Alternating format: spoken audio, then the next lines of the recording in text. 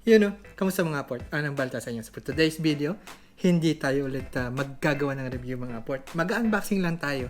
So remember mga port, meron tayong in-unbox na figure last time. Ito yung binigay sa atin ni Boss James.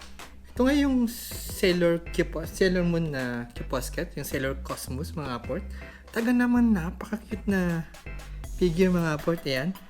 So kay Raika nga itong figure na to mga port. So alam niyo na, dahil bata, napansin niya tong nasa gilid na to. Ayan. So kasama niya si Sailor Moon. So yun, nagpahanap siya ng Sailor Moon na yan.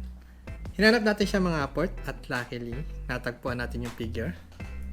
Ayan. Bam! So nahanap natin yung figure mga port. Shoutout tayo. Shoutout tayo kay Boss Mark ng Toyverse. Sa kanya natin natagpuan to at mura lang binigay sa atin ni Boss Mark. Maraming salamat sa iyo. Sa mga taga UAE dyan, kung gusto niyo ng mga figures sa tulad nito, pwede niyo bisitahin yung Facebook page ni Boss Mark, toyverse.ke mga port. So kagaya dati, unbox na natin to. Natin kung gano'n rin siya. Sigurado cute to. Ang cute ng mga Kiposket mga port eh. Meron tayong tatlong Kiposket na nasa shelf. Yung Yu Yu Hakusho, Ghost Fighter, si Eugene, si Dennis, at si Vincent. So ito yung kanyang buhok. Ito yung figure. Ito mo natin sa gilid. Ito itong isang box. So, buksan na natin to.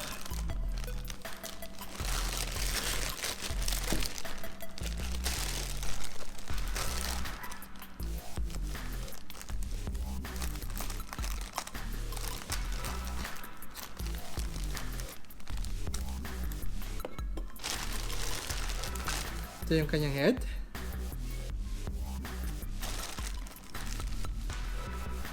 Ito yung kanyang body.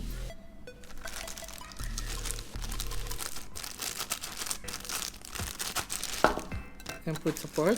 At ito yung kanyang right arm. Ayaw magpakuha. So yan. Labas na natin ito kanyang buhok.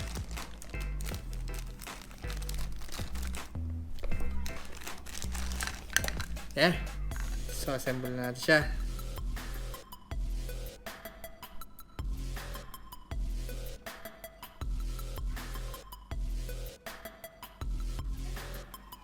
Yun o. Cute mga port.